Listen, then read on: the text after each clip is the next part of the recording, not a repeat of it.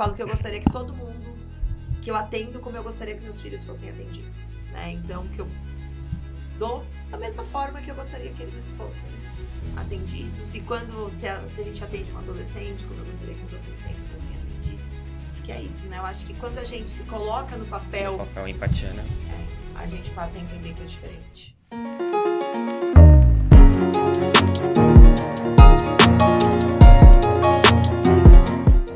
Olá pessoal, bem-vindos a mais um episódio do BAU Talks, uma iniciativa do curso técnico do Colégio BAU.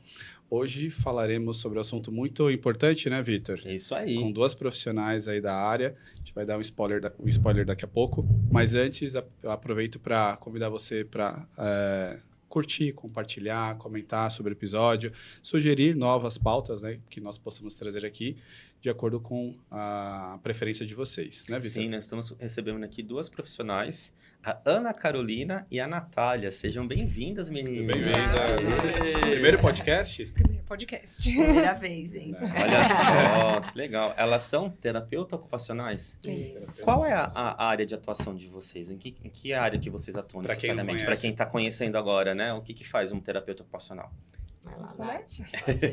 A gente atua com a ocupação humana, né? Por isso desse nome ocupacional. E às vezes o ocupacional ele se confunde com algumas coisas, mas a gente atua com a ocupação.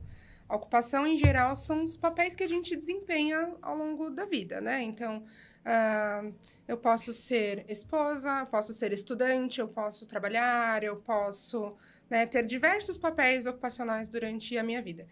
E aí a gente vai atuar quando? Quando, por algum motivo, uma pessoa, uma criança, apresenta alguma dificuldade para desempenho desses papéis, independente do porquê que essa dificuldade vem. Pode ser uma dificuldade por conta de um transtorno de neurodesenvolvimento, pode ser uma dificuldade por conta, por exemplo, num adulto, por conta de um acidente, uma dificuldade neurológica, uma dificuldade social, uma dificuldade em saúde mental.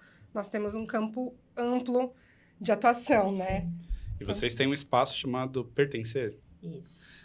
Quanto tempo já tem esse espaço? Estamos fazendo 1 ano agora em junho. Olha que legal, parabéns. Passa rápido. A gente sabe o quanto é desafiador empreender, né? Sim, sim. Mas eu sou moradora aqui do bairro, né? E aí eu tô há 10 anos atuando na área. E aí eu sempre ia trabalhar muito, muito distante. Eu já fui para Santo André, Cidade Ademar.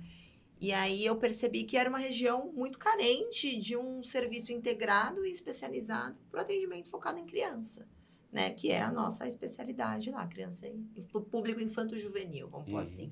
Né? E aí, a partir disso, nasceu o sonho e hoje estamos aí, completando 1 ano.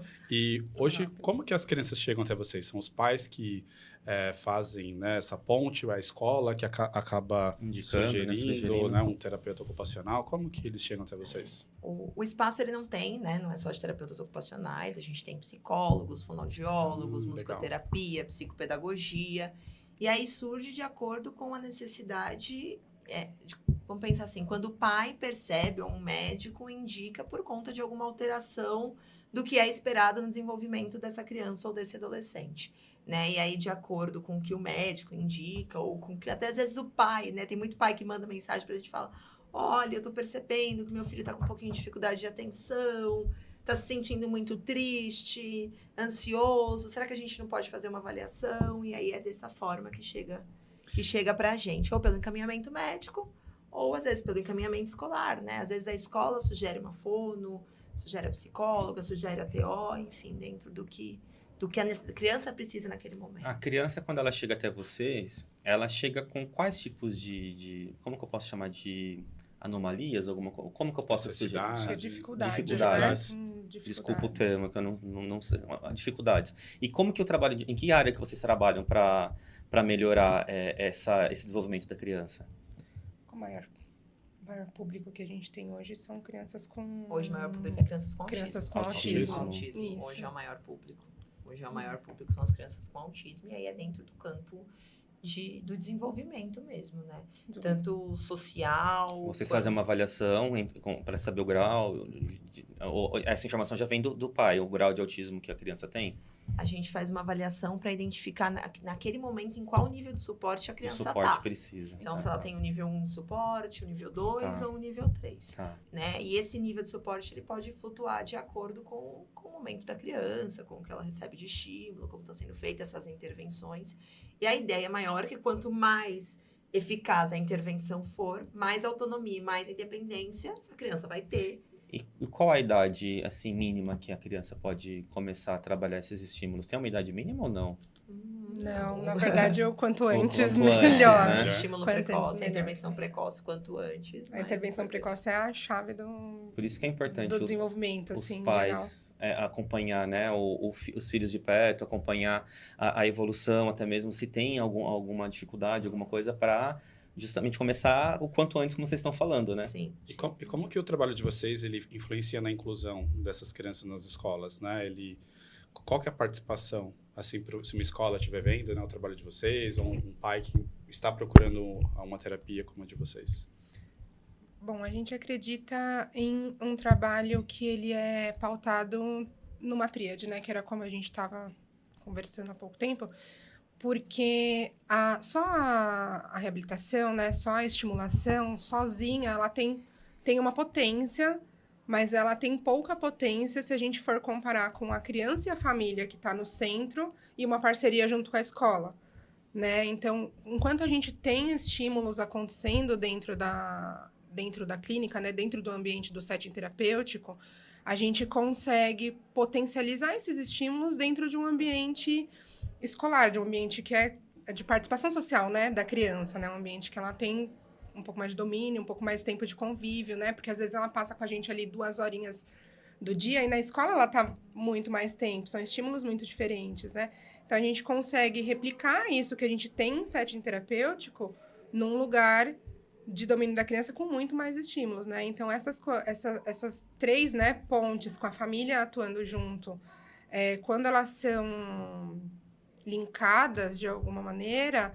a gente tem muitos ganhos em termos de desenvolvimento. A gente consegue esferas muito maiores de desenvolvimento da criança. E a escola acaba... desculpa. Mas, A escola consegue replicar isso? Por exemplo, tem escolas que não são inclusivas ou não tem alguém especializado na escola. Ela consegue, através do que vocês fazem, de alguma forma levar para essas escolas que ainda não estão com esse olhar?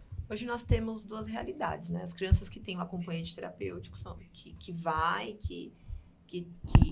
que acompanha, é literalmente o termo, né? Tá junto com a criança dentro da sala. É importante ressaltar que não substitui o papel do professor, né? Ele tá ali para ser um braço da criança mediante as dificuldades que a criança apresenta. Então, se é aquela criança que tem muita agitação, que tem dificuldade de permanecer sentado, como vai organizar essa criança? Se é uma dificuldade já de pedagógica, auxiliar ali, né, para facilitar no momento da aprendizagem após a explicação do professor.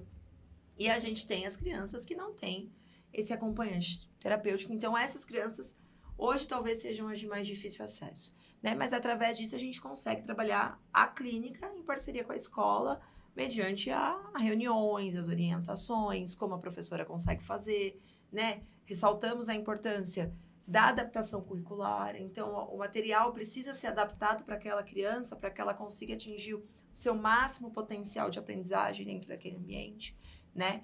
Existem, como tudo na vida, né? Existem escolas que são mais difíceis, existem as escolas que são muito mais fáceis, mas eu acho que é isso, né? Quando a gente consegue entender que a gente está ali para auxiliar aquela criança, né? A gente consegue perceber que a gente vai conseguir atingir o máximo potencial dela.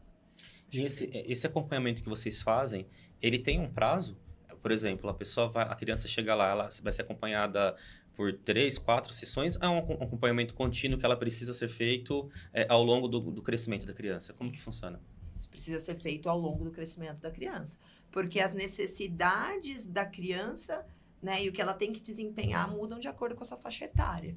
Então, a gente vai avaliando o que é esperado para uma criança de 2 anos. Ah, tá. Ok. O que é esperado por um adolescente de 14?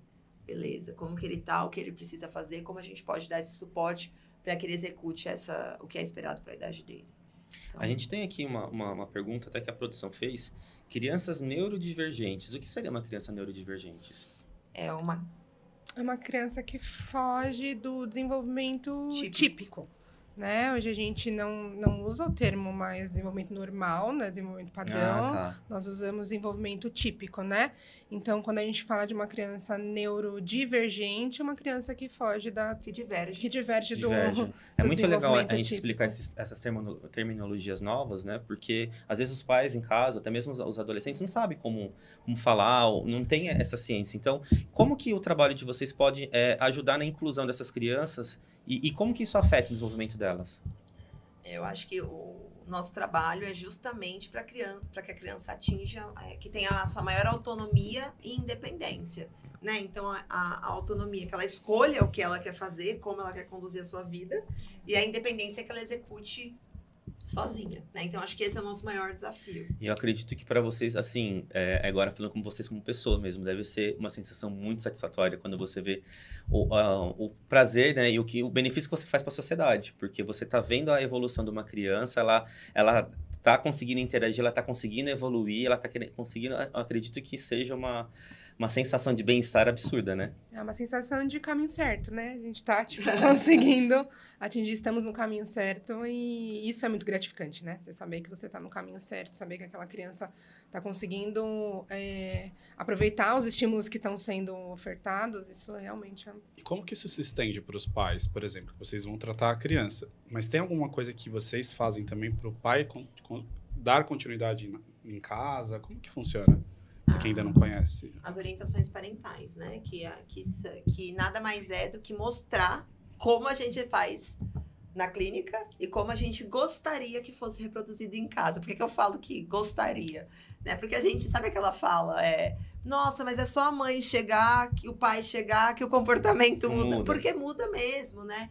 Dentro do ABA, que é o que a gente preconiza como ciência na clínica, que não quer pautar dos nossos atendimentos, cada pessoa vai ter um comportamento mediante o ambiente que ele está. Então, uma criança que está com o seu pai, ele vai ter um comportamento diferente. Então, por isso que a gente fala que gostaria que fosse, né? Que o pai chegasse mais perto do que é possível para o seu filho, né? Como a gente faz. Então, às vezes a criança faz uma birra, né? Se joga no chão, chora. Então, a gente orienta como seria importante que ele fizesse, mas a gente também entende que nem sempre vai dar para fazer. Né? Então, as orientações parentais fazem parte do processo de tratamento da criança mesmo. Tem a horinha lá reservada pro pai, porque a gente planta a sementinha, o pai rega. Então, a gente precisa deles, é nosso braço. E as escolas também, vocês conseguem fazer esse tipo de trabalho? Por exemplo, uma escola que ainda não é inclusiva, e ela quer ter esse olhar, ela quer, né, saber minimamente como conduzir com crianças que tenham essa necessidade. Como que elas procuram vocês? Ou vocês fazem alguma coisa em loco? Como que poderia ser feito? Ou não tem?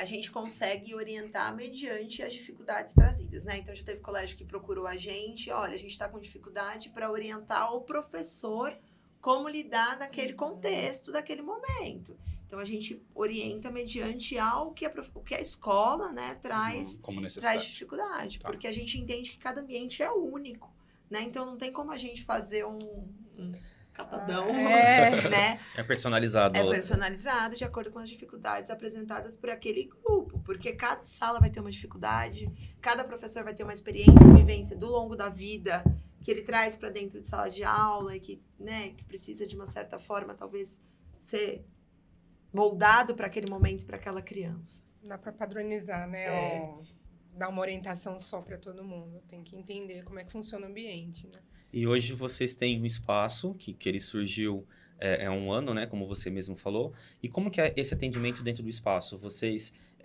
a criança, ela precisa ficar quanto tempo lá dentro? É por sessões? É por tempo? É um período? Como que vocês trabalham lá? As nossas sessões, elas duram em média 1 hora. Mas isso a gente só consegue determinar do que a criança precisa e quanto tempo a criança precisa depois do período avaliativo. Que aí gira em torno de 8 sessões. Né? E aí a gente consegue dizer para o pai, olha, o ideal é isso. E essas 8 sessões, elas são distribuídas durante a semana? É uma por semana, 2? Como que vocês... A gente trabalha de acordo com como a rotina da criança, né? Então, tem criança que o pai consegue trazer 2, tem criança que o pai consegue trazer 1. Às vezes 3, às vezes 1.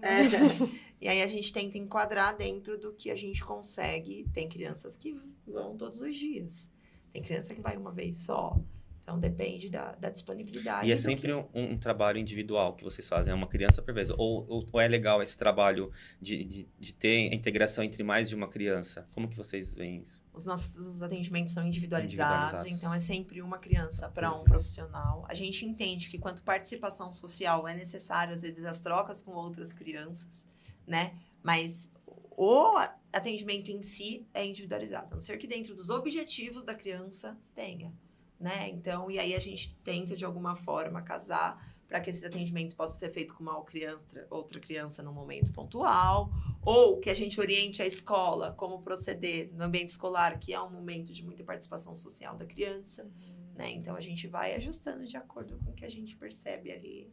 Bem legal, né? E há um crescimento, vocês veem hoje, de procura de pais para esse tipo de atendimento? Ou ainda tem aquele estigma, não aceito, eu não quero que meu filho tenha um tratamento diferente, ou que... Enfim, né, que a gente sabe que tem várias nuances aí dentro desse contexto.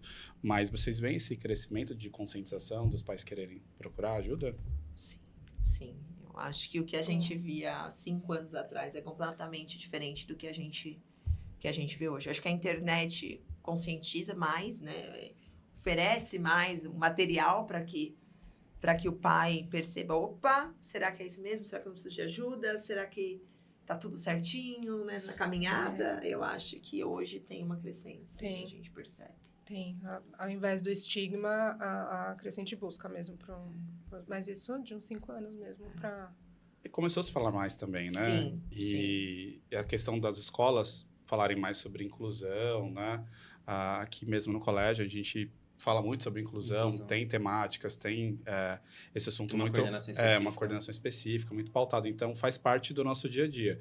Agora, escolas, né, ambientes que não têm isso, eu acredito que seja mais difícil até de levar como diálogo, né, para dentro da escola ou com os pais, né, porque acho que eu já ouvi falar, né, que tem escolas que nem aceitam, né, crianças com necessidades, né, se fala necessidade especial ainda ou necessidade...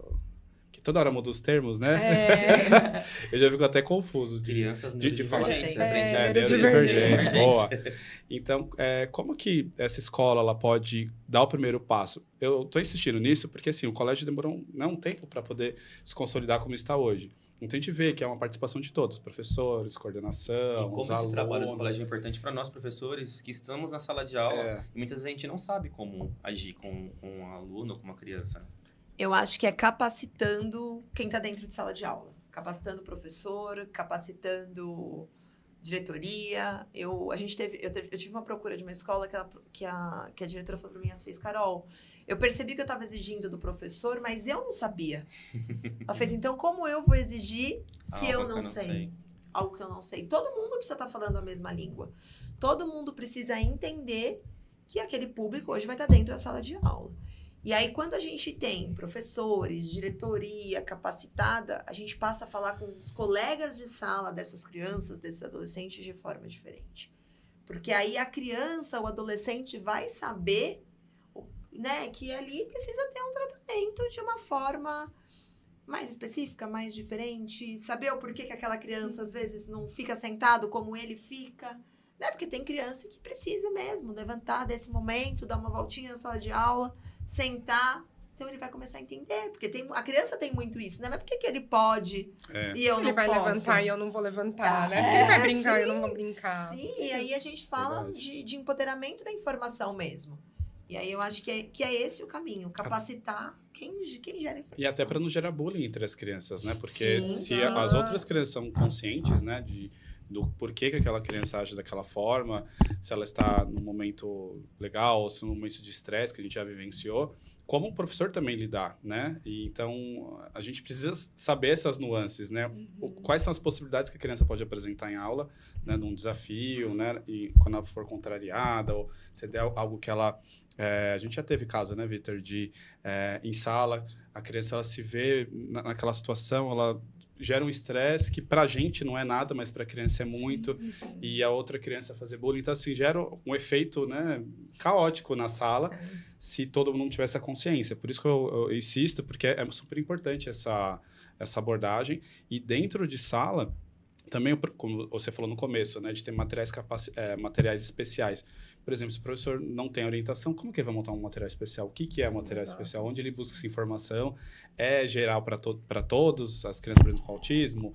Tem os graus? Enfim, como que isso funciona, né? Então, para quem está lidando com a situação hoje e não tem esse conhecimento, qual o caminho das pedras, assim, falando em professor, assim, para ele poder, pelo menos, ter um norte de trabalho?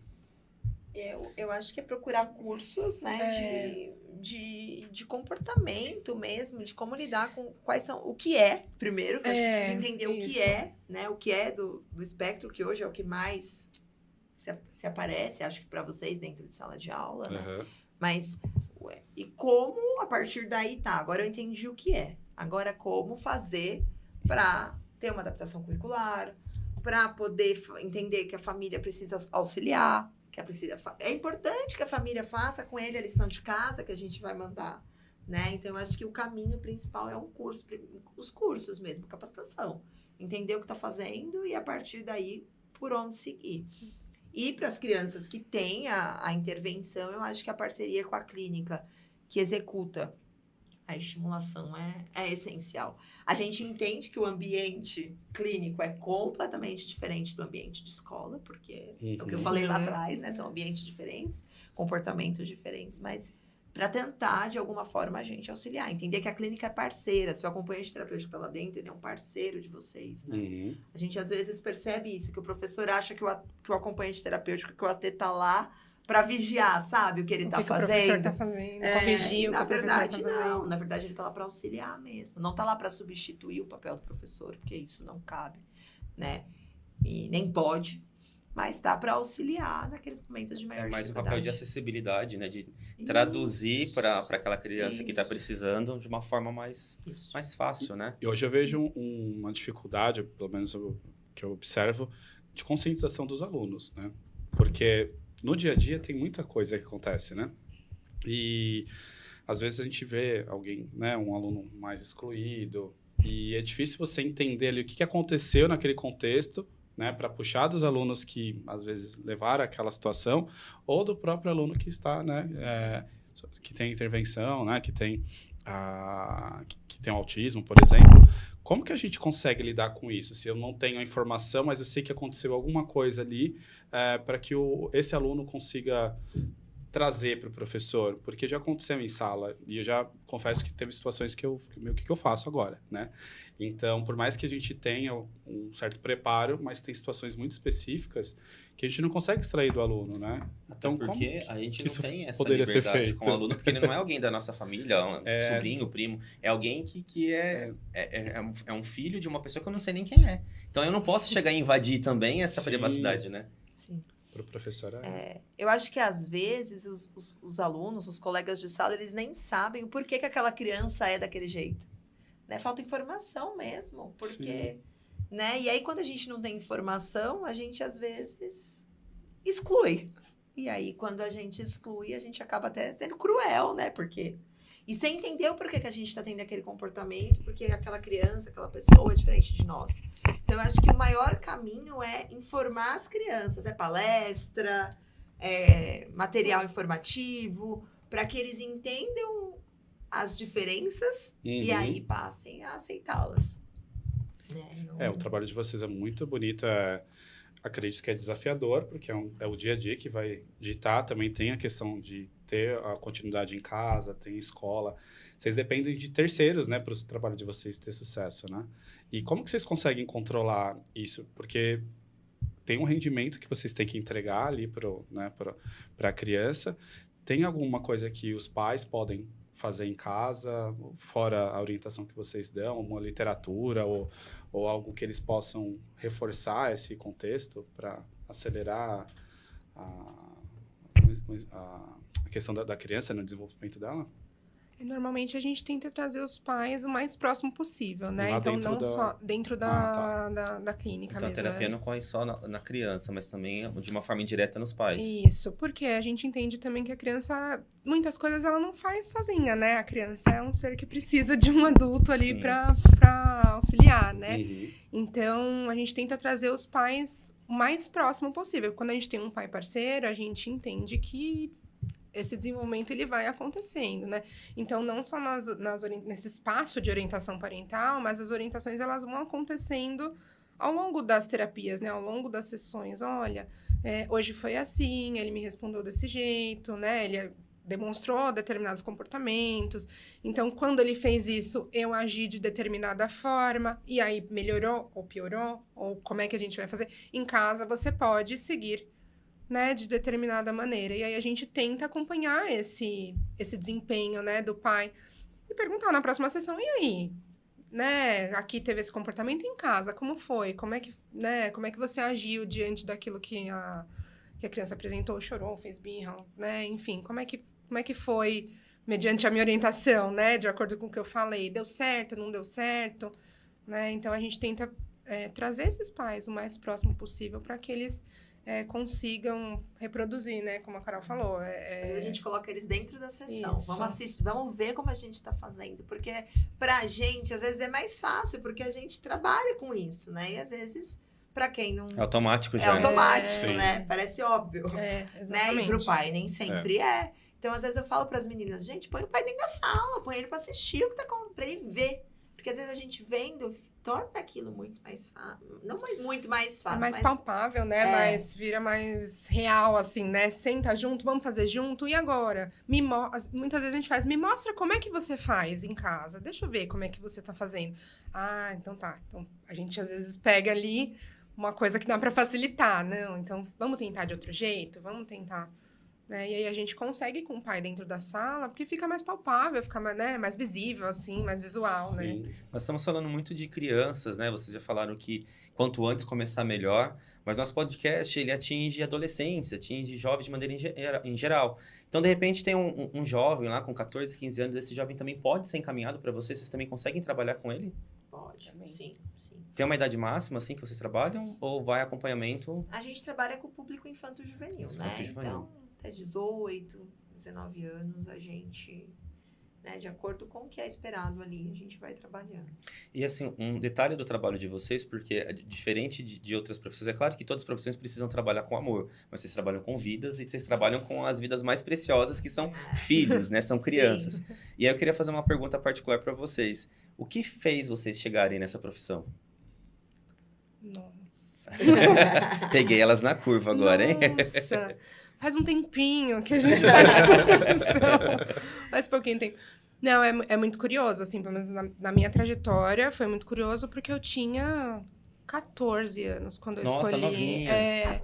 Eu assisti um programa na televisão, eu não sabia o que era aquilo ali, e eu olhei e falei pra mim, eu quero fazer aquilo ali que a moça tá fazendo. E fui. E foi a vida inteira. E foi a vida inteira. Eu tinha 14 anos e eu perguntei porque geralmente a gente se sensibiliza com alguma ação, assim, alguma causa assim, quando a gente tem alguém próximo, seja alguém da família ou um amigo próximo, né? Então você fala, olha, aconteceu isso, eu quero. Então você foi assistindo um programa de TV. Foi assistindo um programa.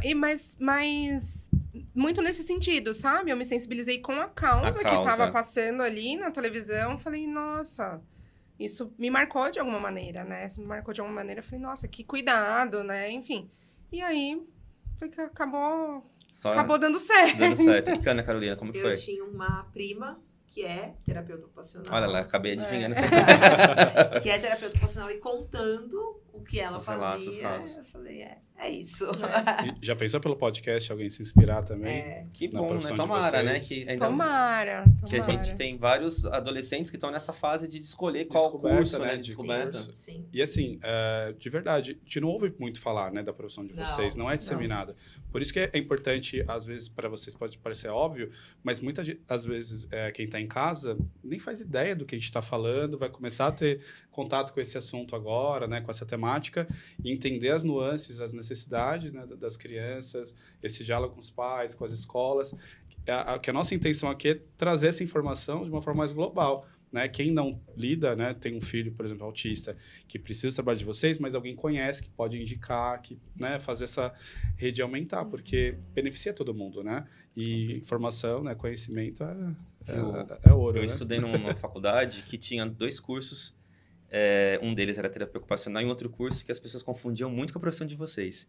E eu tô até com medo de perguntar para elas, porque vai que na época lá eu não podia perguntar que eles falavam, não, eu não sou isso, eu sou terapeuta ocupacional, que é fisioterapia. Você é meio físio, meio terapeuta. Meio fisioterapia. E Meio assim, meio psico. e as pessoas às vezes confundem. Qual a diferença de uma fisioterapia e de uma terapia ocupacional? Na prática, o que é isso? É divergente? Ou se mistura as terapias? Como que funciona? Não, na verdade a terapia ocupacional atua exatamente o que eu falei, né, no comecinho, a gente atua na ocupação. E às vezes essa ocupação ela está prejudicada por N motivos, né? Às vezes é um fator motor, né? Que é por isso que às vezes se confunde com a físico. com a físio, né? Específico com o físico, porque o fator motor impede essa pessoa de participar, né? Ou por vezes é um fator emocional, uma pessoa talvez com depressão, né, com diagnóstico de depressão, e isso impede ela de participar, e por isso que talvez confunda um pouco com a psicologia, né? Mas a gente trabalha o componente para que essa pessoa, de fato, exerça o seu papel dentro, né, da sua rotina. E quem vai indicar o trabalho de vocês? Qual profissional que fala, não, seu filho precisa de um terapeuta ocupacional? O mesmo que indica físio, que indica psicólogo, médico. Ele faz o diagnóstico e faz a indicação. Isso. Tá. Então, vale a pena... Eu fiz justamente essa pergunta porque muitos pais, às vezes, podem já identificou que o filho precisa de alguma ajuda, vai falar, mas ele tá fazendo físio, mas eu não tô vendo resultado. Então, por isso que é legal a gente entender cada área atua, para a gente, de repente, não tratar uma coisa que eu preciso tratar uma outra coisa para ser feito, né? A chave da nossa atuação é realmente a autonomia e a independência da pessoa. Ela escolheu o que ela quer e ela ser o mais independente possível na vida. E para isso, às vezes, a gente trabalha anterior, né? Se essa pessoa tem uma disfunção, no caso das pessoas com TEA sensorial, né? Isso atrapalha ela de alguma maneira, a participação. Então, a chave sempre vai ser como ela vai desempenhar isso. A gente quer que ela desempenhe os papéis dela da melhor maneira possível. Hoje, vocês já fazem alguma atuação em tipo de visitar escolas, Como que é esse trabalho de vocês? A escola entra em contato? Vocês vão... Tipo, tem alguma palestra de conscientização? Como que vocês trabalham? É o início, né, do trabalho. O início do trabalho.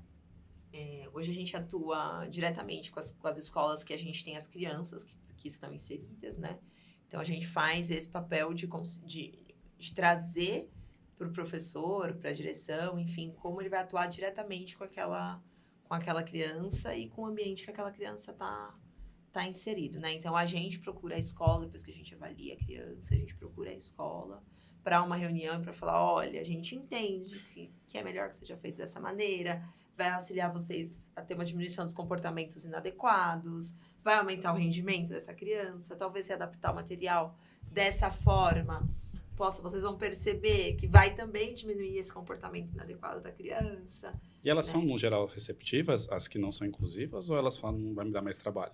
Depende. Me comprometa. Depende. É complicado porque, assim, quando a gente fala de inclusão, é uma palavra muito bonita, uma palavra que repercute em vários âmbitos, né? Todo mundo quer ser inclusivo, todos os ambientes. Mas quando a gente começa a ver o que a inclusão, a parte burocrática, né? Onde você realmente é mais precisa uma palestra, pegar algumas né? dores. Que você fala, que lindo. Mudança de hábitos, de cultura, investimento que precisam ser feitos. Então, aí você começa a ter um gargalo que precisa ser trabalhado, né? É que a gente precisa entender que inclusão não é aceitar a matrícula da criança na escola. Sim. Exatamente. Né? Inclusão é adaptar material, é adaptar o ambiente, é a criança que tem sensibilidade ao barulho ir para uma sala mais distante, é a criança que precisa dar uma voltinha na sala enquanto o professor está falando, explicar aquilo para os colegas de turma e deixar que aquilo aconteça, né? Isso é inclusão. É aquela criança que tem seletividade alimentar, deixar que ela traga a comida de casa naquele primeiro momento. Então, não é só aceitar a matrícula. E tem a fase de adaptação, né? Se a criança está entrando numa escola nova também, se aquele ambiente não está propício, né, para que ela cresça, para que ela se desenvolva, obviamente vai dar tudo errado, né? Então, você que é a escola que ainda não é inclusiva, que tenha, né, a oportunidade de ter esses profissionais, é super importante. Se abra para o novo, né? Tudo dá trabalho, né? Mas os resultados são incríveis. Nesse caso, o não, desenvolvimento da criança. Você falar não para, né, não aderir a esse tipo de trabalho, você pode trazer um trauma tão grande na vida da criança ou na vida da família, porque você, acho que acaba sendo uma rejeição, porque você fala, não, eu não vou aceitar a sua criança aqui, não vou aceitar o seu filho aqui. Eu imagino, eu não sou pai ainda, mas assim, eu imagino a dor para um pai ou para uma mãe ter que ouvir um não, porque a criança ela é diferente da outra criança que, digamos, normais, que a gente pode... É muito bonito o trabalho de vocês. Parabéns mesmo pelo trabalho. Obrigada. Não canso de agradecer e de parabenizar, porque a gente está nesse ambiente educacional e a gente vê o quanto uma frase, uma fala ou um comportamento pode traumatizar a criança até uma fase adulta, né? Sim. E estamos já encaminhando para o final do episódio, passa rápido, né? Olha lá. Que mensagem vocês gostariam de deixar para quem está em casa, seja relacionado à clínica ou realmente ao trabalho de vocês? Que vocês gostariam de falar como mensagem final? Eu acho que não precisa ter medo de procurar a gente com o medo do que se vai ser diagnosticado, se não vai ser diagnosticado. Eu acho que tem que entender que, eu sempre falo, né, para os pais, o diagnóstico faz parte do processo. Pode ser que a gente chegue nele, como pode ser que a gente não chegue. Mas a gente precisa entender se naquele momento o seu filho está precisando de um suporte. E se ele estiver precisando de um suporte, a gente vai dizer e a gente vai dar o melhor caminho para que ele atinja o que é esperado para ele. Né? Então, eu acho que é isso, não precisa ter medo. Né? O diagnóstico pode acontecer, como pode não acontecer, mas... O que precisa acontecer é que se aquela criança está precisando de um suporte, de um acompanhamento especializado, que ele tenha, dentro da necessidade dela naquele momento. Eu acredito muito nisso que a Carol falou, e acredito que para isso acontecer, os pais têm que estar muito atentos aos seus filhos, né? Observar todos os sinais e a qualquer momento de perceber que essa criança tem alguma dificuldade de participação na sociedade, por qualquer motivo que seja, não tenha medo de procurar. O quanto antes, né? O quanto antes. Procurar. Para o desenvolvimento ser mais rápido, né? Melhor vai ser, sim. Parabéns, meninas, mais uma vez pela profissão, pela ousadia de ser empreendedoras, porque a gente sabe que quando você abre uma empresa, muda a chavinha, né? Porque você não está só no atendimento ali, mas você também é empreendedora e a gente sabe o quão difícil, nós somos empresários também, a gente sabe o quão difícil é empreender nos dias atuais. Então, parabéns mais Ainda uma mais vez. no segmento que vocês estão, que muda a vida de pessoas, acho que o sabor é diferente, né? É muita responsabilidade. É muita responsabilidade, mas também quando você atinge... E gratificação ao mesmo tempo, né? Muito A lindo. gente passa a dar valor para os pequenos ganhos. Pois é. Os ganhos pequenininhos ganham E assim, ganham uma comemoração muito grande, né? eu imagino que pro trabalho de vocês precisam estar sempre alegres, como vocês estão, sorrindo, esbanjando alegria. E eu sei que a vida pessoal, às vezes, nem sempre... a gente tem problemas, né? Todo mundo tem problema. Em quem que vocês se motivam para se manterem assim, com esse sorriso no rosto, com essa disposição, essa vontade de ajudar? Eu tenho 2 filhos. Eu falo que eu gostaria que todo mundo que eu atendo como eu gostaria que meus filhos fossem atendidos, né? Então, que eu dou da mesma forma que eu gostaria que eles fossem atendidos. E se a gente atende um adolescente, como eu gostaria que os adolescentes fossem atendidos. Porque é isso, né? Eu acho que quando a gente se coloca no papel... No papel, empatia, né? A gente passa a entender que é diferente. Eu acho que a criança é muito lúdica, né? E eu penso sempre que eu tô atendendo o amor da vida de alguém ali naquele momento, né? É uma pessoa que é super importante para outra pessoa. E a criança, ela é lúdica, então a gente tenta sempre estar nesse movimento, né? Mais ou menos na equidade ali com a criança, né? Sim. Então, isso aproxima muito a criança da gente, né? E quando a criança também ela cria esse vínculo, a gente também tem resultados melhores, né? Então, a gente tenta sempre estar na mesma sintonia dos nossos pequenos. Deixa as redes sociais de vocês e da clínica também, o contato para o pessoal. Qual que é a rede social da clínica? Espaço? Pertencer. Instagram? Instagram, isso. E lá tem o de vocês também, se as pessoas quiserem contatar vocês, tem como? Tem como, tem o WhatsApp lá, é só chamar a gente, que a gente tira todas as dúvidas. Perfeito. Obrigado mais uma vez, meninas, parabéns aí pelo trabalho. E eu quero já convidar os jovens, né, que estão nessa fase aí de escolha de profissões. Olha que trabalho, que profissão muito interessante, que vai ajudar, Transformadora, né? né? Transformadora, que vai transformar a vida de alguém, né, Leandro? Isso aí. Então, muito obrigado pela participação de vocês. Gente, E se você Agradeço. gostou desse conteúdo, já aproveita para compartilhar, seguir as meninas lá nas redes sociais, seguir também a Espaço clínica. Pertencer. A gente vai deixar aqui no vídeo, também na descrição. Então, nos vemos no próximo episódio. Até mais. Tchau, tchau. Tchau, Tchau, pessoal.